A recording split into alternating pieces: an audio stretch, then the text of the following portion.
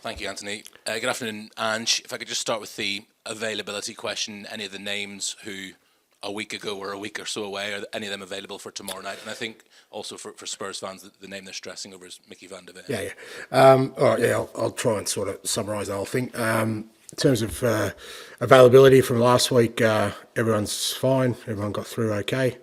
So no issues there. In terms of that squad, obviously Kevin and Mathys are both available. They've trained and cleared to play, so they're all good. The rest of them, no one available for tomorrow.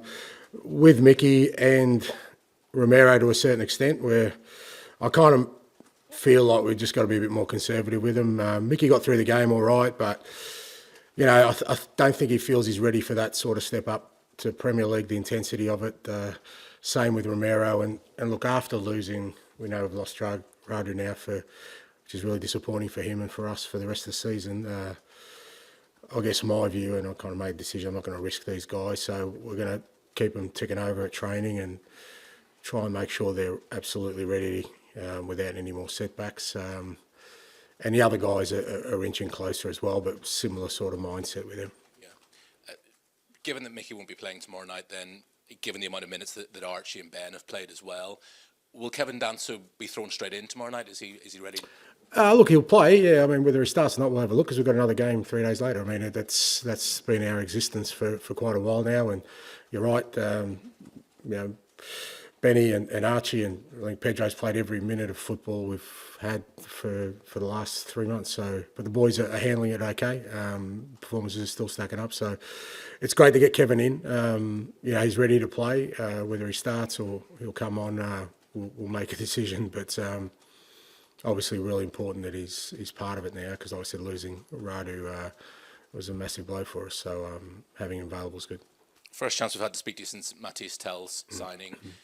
Initially, the suggestion was he didn't want to join Spurs. Then it took a phone call from you to persuade him. So just talk to us about your powers of persuasion. Yeah, I think that's a simplistic way to look at it. I mean, I think people need to sort of understand. You're talking about, you know, a 19-year-old player who's got to make a major decision about his career. And it's not so much that he rejected us or rejected anyone else. I think, rightly so, he was getting as much information as possible. And I think more than anything, he just wanted to be comfortable with the decision. I think he didn't feel, you know, the sense I get was he didn't want to be sort of pushed into a certain direction. And I think it's credit to him that he didn't, you know, he took his time. He wanted to talk to all the right people. I had a conversation with him, and I guess mine was purely around the football. That I think, you know, I think he'll find a really great place for him here in terms of where he is in his career. He obviously wants to play. We've already shown that. Irrespective of age, you'll get an opportunity here, and I think the way we play would suit him, and certainly with what we have, you know, in the next few months, and then more importantly, what we're building beyond. I thought he would be a perfect fit for you know, his next step. But at the same time, I think it's right that he took as long as he did, and he was totally comfortable with it. You have said in the past on a number of occasions you only want players here who really want to be at Tottenham Hotspur. So are you 100% convinced that he is sold on this? 100%, yeah, more than 100%. Because, like I said, because he took so much time and was so diligent about finding out everything, when he made the decision that it's us, and he obviously had options, yeah, that sort of gave me even more sort of confidence that we're getting the right kind of mentality, the right kind of play. He's very ambitious. He really, you know, he's got a great deal of self-belief and self-confidence. He feels like he can, you know, reach the very top of the game, and he's chosen us, which is, I think, a great vindication for what we're doing. Just one final one from me. You'll be fully aware, of course, of just how heavy it weighs on the shoulders of Spurs fans, how long the trophy drought has been, and those fans who go to Anfield tomorrow night. Those fans who are at Anfield tomorrow night will be understandably on edge, nervous, and that can translate to the players. I suppose the question is, how do you get the players to play the game rather than the occasion tomorrow night? You got to do both. I mean, it's a big occasion for everyone. It's a big occasion for the players, a big occasion for the club. It's a semi-final. I think irrespective, I don't think Liverpool will be any less anxious than us about the fixture. When you're in a semi-final, particularly a second leg, and it's still very tight, it's a big game for both clubs. So you recognise that, you embrace that. But ultimately, if you want to be successful, these are the games you want to be involved in. So there's no point sort of having any trepidation about it, because the alternative is you'll be watching two other teams play on the TV and you're sitting at home on the couch and wishing you were there. So we're going to be there. We've got a chance, and we'll go for it. Hi, Ange. I think you'd be very happy with the transfer when you just had, but last time I saw you sort of mentioned that maybe you would have liked to have another defender. Do you feel maybe a little bit short in that area, and that's probably maybe the one thing? Yeah, well, no, I don't think so. To a certain extent, I think, obviously, like I said, losing Rado was a massive blow, because he's been really good for us through a difficult time. He's played every game. He's still only 22 as a centre back, and I thought and us getting Kevin in would have been a great solution for us, because with him and sort of Radu and Ben, and with the other guys coming back, but obviously losing Radu, kind of, then puts you in a position, well, do we sign somebody else? Knowing that we still have got, some significant ins to come over the next few weeks, including Destiny, Romero, Mickey, all these guys. Again, it had to be the right fit, and I didn't think there was a right fit out there for us, to be honest. So I think bringing in 3 players in January is probably the maximum you need to do. And I think if it wasn't for our sort of injury situation, it may have been one less than that. But I think to do 3, and I think all 3 I'm really happy with in terms of the kind of players they are, the kind of people they are, the fit they have with our football. I think it's been a positive window. And in the last few weeks, there's been a lot of talk about maybe, you trying to bring everything together, bring the fans, the club, everyone together as sort of, a unifying force. Do you feel like this transfer window maybe shows that, inside this building that everyone's unified and they're behind you and giving you what you need really to get through this difficult period? Oh, no, I think I've said that before. I haven't felt that it hasn't been. I felt, like I said, I feel all along that everyone within the football club is certainly very supportive of what we're doing and what we're trying to achieve and sort of the direction we're on. So that hasn't changed. Look, it wasn't an easy window for us, but I think it was an easy window for anyone. I don't think any club well, maybe a couple have come out thinking, okay, we've got everything we wanted done, but there'd be a lot of clubs who, because it was tricky. I mentioned at the start of it, Europe's complicated it with the new European format. There's all sorts of challenges. A lot of us were looking for similar types of players, in the market for attacking players or centre backs. So it was a tricky market. Ideally, we would have wanted to bring somebody in earlier, but we got what we needed to get done, and now that gives us sort of a platform to push on. I know Tony was a long-term target, but can you sort of reassure us that these signings, the 2 that you brought in, are not just for now because you're sort of reactive, but they're actually sort of players you'd want longer term and that can, be perfect? Well, I don't think we'd be signing 21-year-olds and 19-year-olds reactively. I mean, just by their nature, you'd suggest, well, if it was reactively, I'd be signing 35-year-olds. So I think the nature of the players we've signed shows that they're not just about now, they're about us continually to build. I certainly see Tony, Mathys and Kevin as very much part of our short-term, medium and long-term sort of strategy here for sure. They're all really good fits for what we're doing. Hi, Ange, how are you? I'm good, mate. You mentioned there about ideally you'd like to have brought the players in earlier. Is there a frustration with you that you went the whole month and struggled through the whole month needing players, and you got them in right at the end when maybe these could have been done a little bit earlier like Kinski was? But they couldn't be. That's the thing. Like, you can sit here and, that wouldn't be me saying that, the club actually didn't really care about our situation and just sort of twiddled their thumbs till the 29th and then went for it. I mean, I know how hard people were working. I don't think people actively working against me to get what I want done. So, no, I wasn't frustrated. As I said, ideally we all wanted things to happen earlier, but like a lot of clubs, it was a tricky window. It was a difficult window. January is generally, but this one even more so.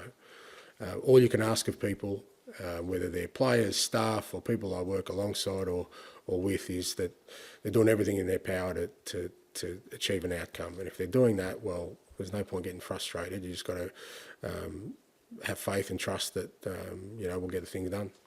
Last season, when you went out the League Cup early to Fulham and then the FA Cup early as well, you were I'm not going to say bemoaning, but you wished you had more fixtures. Now you've played in every single game you could possibly have played in this season, bar the qualifying round coming up in the Europa League. Are you playing too many fixtures? I wasn't. Geez, it's amazing. I sit here and I talk, and I sometimes wonder whether my words, when they leave my mouth and hit somebody else's ears, whether actually there's a correlation there. Because obviously, I didn't bemoan anything. I didn't. We wanted more games last year because we weren't in Europe. I mean, there's a big piece missing in your question there. It wasn't just the Cups. We've had already 8 European games that we didn't have last year. So, by its nature, of course, we've done well in the Cups, which is great, fantastic for us, but it has added to our fixture schedule. And like other clubs in our situation, which there aren't many, there's only a couple, if you've got injuries, that hampers you. So didn't bemoan last year, and I'm not saying too much this year. It's our situation, obviously, with our injury situation. It's made it a hell of a lot more challenging, but it is what it is. What it does mean is that we're still in 4 competitions at the moment, and I can only see that as a positive for us. And finally, I do try and listen as carefully as I can. Thank you. So with a slight fear of trepidation with this question, going to Anfield with a 1-goal lead in a semi-final, it's halfway through, with massive prize at the end of it, of a final, do you slightly tweak your philosophy and maybe be a little bit more cautious? I know before you've told me you don't... Well, it depends. Again, like it's whether you want to sort of pay attention. I mean, it depends what you think my philosophy is. I mean, my philosophy is to try and win games of football. So we're going to go try and win a game of football tomorrow night, which will get us to a final of a cup, which will be a great opportunity for us. But if people haven't understood sort of my philosophy after 26 years of management, then I don't think anything I say now is going to change any of that. Hi, Ange. Just want to check on Mickey. Is it a fitness thing at this point, or is there any discomfort there still? It's a bit of everything. He doesn't feel like he got through the game no problem, but we had a look at the sort of figures towards the physical, and it really wasn't more like he does a lot more training, and he got through it okay. But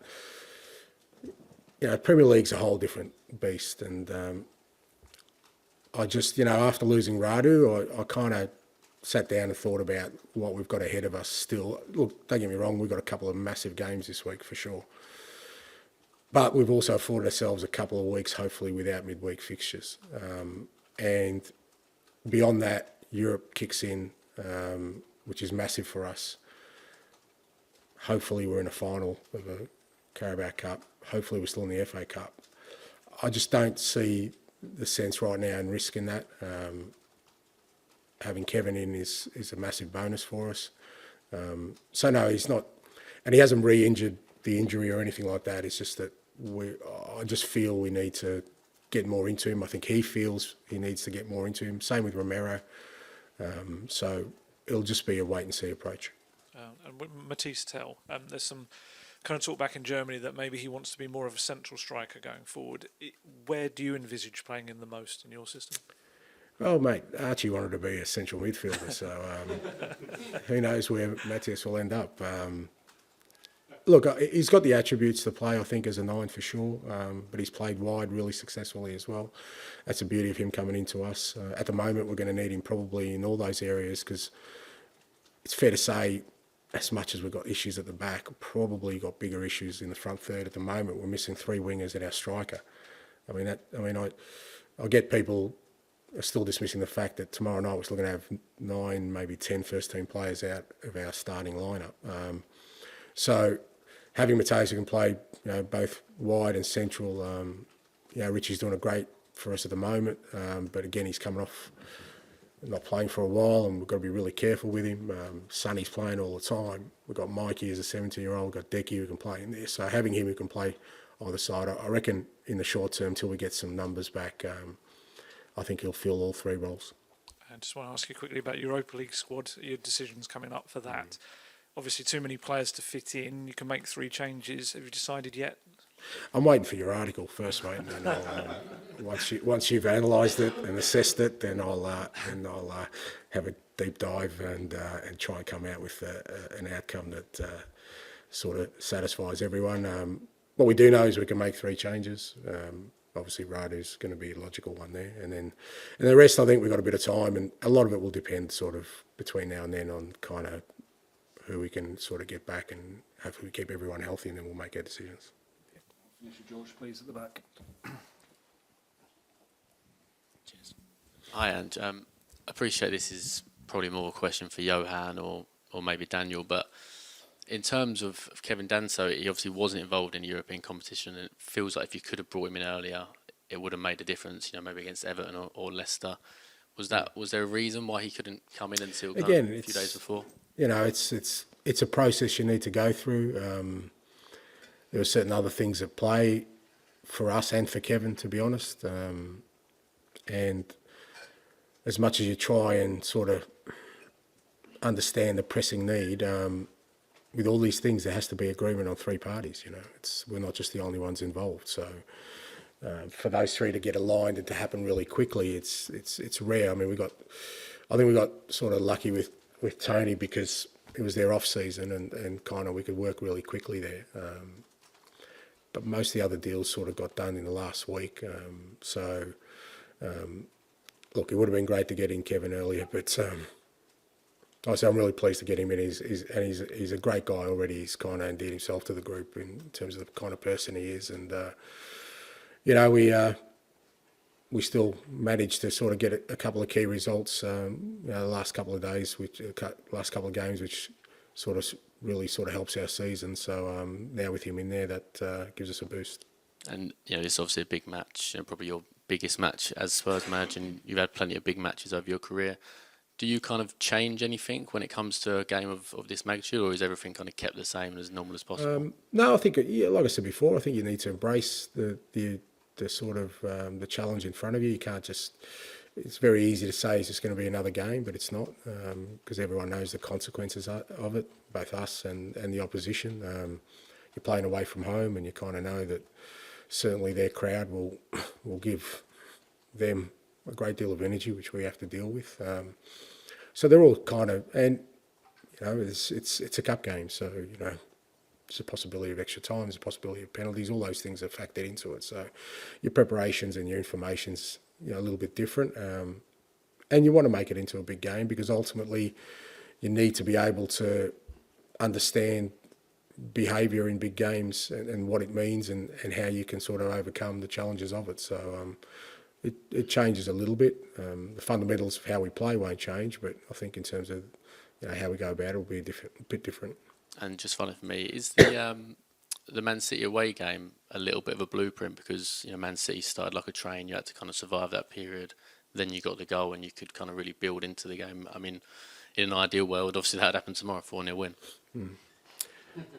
Yeah, I mean, to a certain extent, I think the first game we played against Liverpool here was, you know, because it was a tight game, and I think if you can always, you know, limit sort of the ability of Liverpool to create a lot of chances, and we did on night, and we probably created the better chances. I thought, you know, that's more of, and you know, maybe it's slightly different away from home, but I felt that night we really controlled in our football. We pressed really well. I said we really denied them any sort of clear-cut opportunities, which is really difficult against them.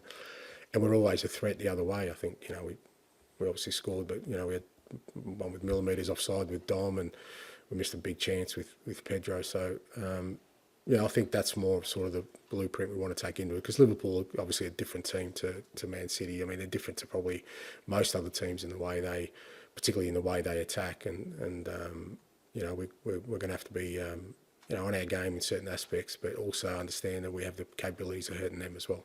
Okay, we'll end the broadcast section there. First, that the youngsters are going to experience over the next couple of weeks. At the other end of the spectrum, you've got Son, it's coming up to 10 years. He came in, not much trophy, but he looked really sharp in the last couple of games. Do you sense a different kind of determination in him, someone who's gearing up to what could be for him just a special moment?